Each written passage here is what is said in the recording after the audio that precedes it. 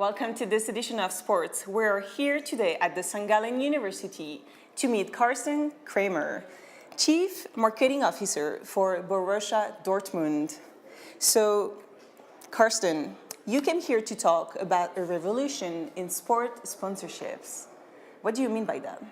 Well, it was not my idea to talk about this issue because the guys from the St. Gallen University invited me and asked me to talk about sponsoring. And the title of the panel discussion today is The Revolution of Sponsoring. I would say this is a little bit too extreme. I guess it's the way to attract the students to join, because in my mind it doesn't make sense to talk about a revolution of sponsorships, but more about an evolution of sponsoring.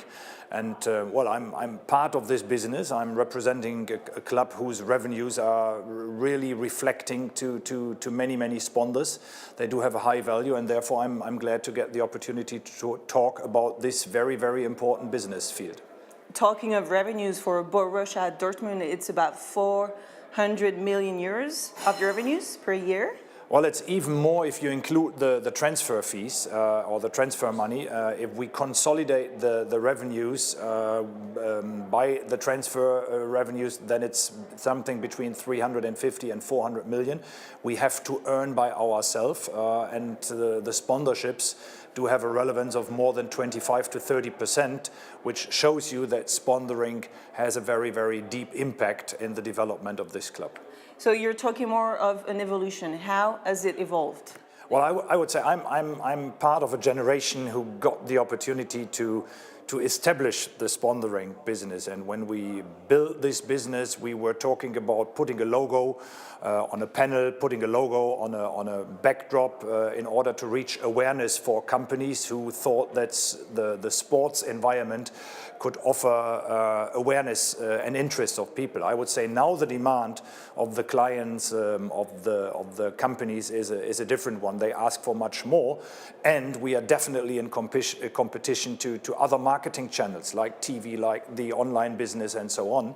And therefore we have to ask ourselves, how can we fulfill the higher expectations of the business partners? And then at the end of the story, it's definitely more than just putting a logo on some marketing and advertising platform. So for one of the top German football clubs, how do you adapt to this demand? It's always our ambition to be innovative. It's nothing we always want to be asked just by our clients. So we want to make this development, this step by ourselves, in order to tell them this club is open-minded, this club is innovative, this club is interested to fulfill the expectations. But of course, we do have a competition. It's not only a competition between Borussia Dortmund and Bayern Munich and other clubs. It's a competition between other entertainment platforms. It's a competition with other marketing channels.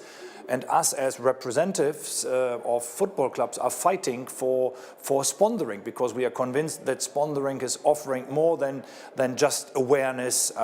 We do have a big impact in emotionalization. We do present a content which has a high demand in the population, especially football in Germany.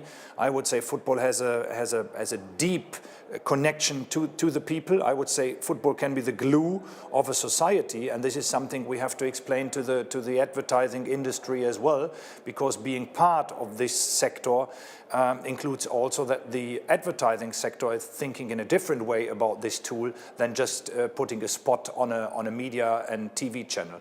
And this is something which makes sponsoring very attractive, but at the end of the day also kind of complex. You also have a huge fan base. Yeah, we do. This is one of the big advantages, and I would say one of the USPs of our club. It's the amount of people, but it's also the intensity, the way how the people love this club.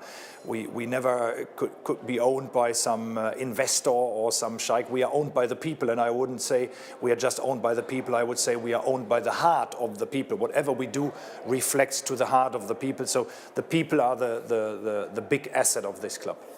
And what about the future model of marketing and sponsorship for football clubs? And what about emerging markets like Asia, who's getting stronger and stronger in football? Well, the emerging markets, international markets for a club like Borussia Dortmund are very, very important because they are the potential for the growth of our club. And if I tell you that the emotionalization, the passion, the heart is important to the people, especially regarding your commercialization and your sponsoring activities, you have to be careful because there are some limits. People who spend their heart and their emotion want to be treated in a different way. They are not clients, they are supporters. And therefore we have to be careful how to connect the supporters with the sponsors of our club, which is a little bit different if we talk about international markets. And therefore I'm happy that this club, that Borussia Dortmund, is not only a regional or a national club, but also an international club, because in different markets we can act in different ways and we do have the potential for the growth of our club. So what could be the risk of not managing well this marketing or sponsorship model? Well, if I tell you that the people are the most important asset, we are always sold out. We have a attendance of more than 80,000 people. We have a deep loyalty. The bonding force of this club is one of the assets as well. So if the people and their heart is one of the USP and the most valuable assets we do have, we have to care on the concerns of the people. And you know it from your private experiences. If you would, if someone reached your heart, you have to do it in a different way. If you are part of a marketing algorithm, you don't feel comfortable if your heart is part of this campaign, and this makes it difficult for us to make the next step regarding sponsoring and marketing activities. Although we have to care on the sensitive part of the people, and this is the challenge us as Borussia Dortmund have to take and to accept. But concretely speaking, how do you deal with that? How do you manage?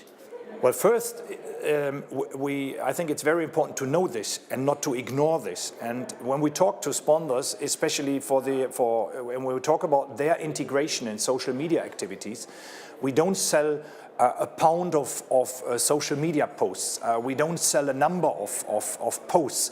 We don't sell a pure advertising post. We ask them to connect their brand with our club, that the consumers, that our supporters do have an advantage of their activity in Dortmund as well. If we just would copy and paste their advert from TV or YouTube to Borussia Dortmund, I'm very sure they won't reach the Dortmund people. But if they produce a content, if they would be integrated in a Dortmund story, I'm very, very sure that the Dortmund people feel better connected to the sponsor than without.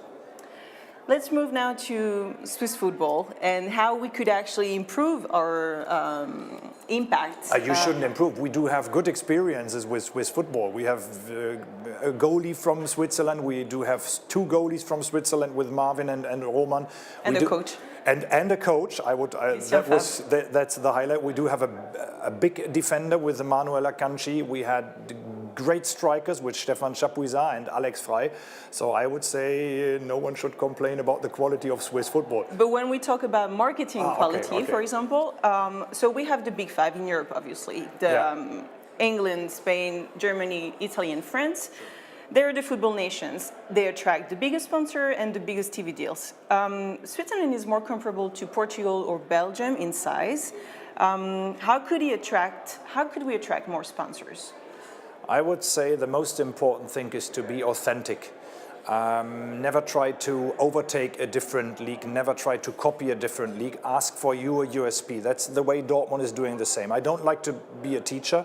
I don't like to give advices because I'm representing Borussia Dortmund, which makes it easy to tell you stories how it works, because right now Dortmund is a big lighting house in German football, makes it easier also to attract sponsors. But talking from a Dortmund perspective, we never try to copy Bayern Munich, or we never try to overtake them. They are the benchmark in German football.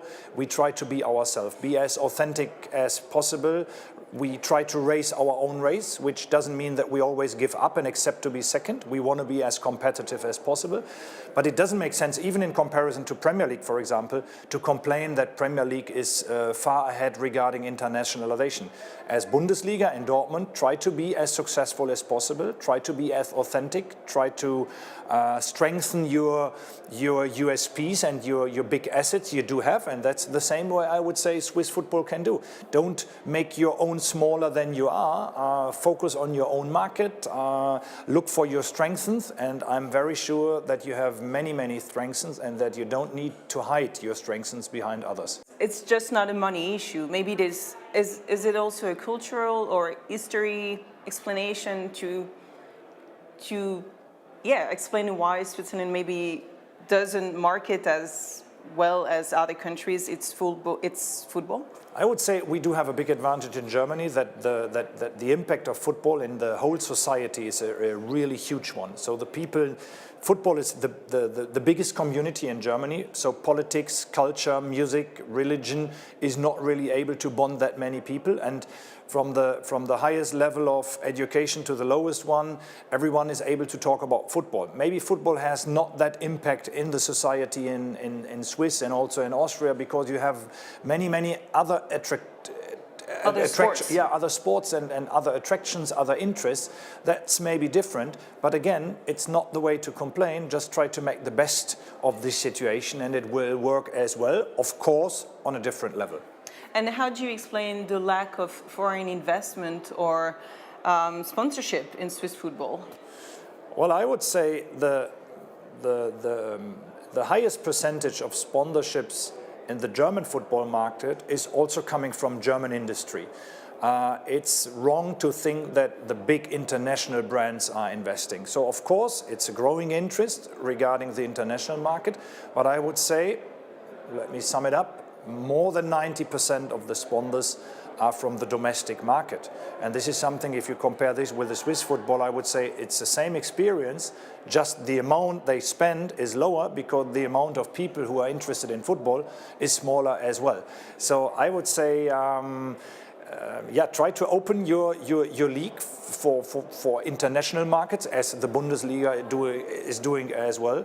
Try to be, it's a very easy idea, try to be as successful as possible in Champions League and Euro League as well, because this increases the interest in your product, which is the football, and then it's the way it works. But even if I would work for a smaller football club in Germany, I wouldn't always look for international sponsors. I would look for regional sponsors. I would look for my market. And even if I do represent a small market, I can activate this market. And again, be as authentic.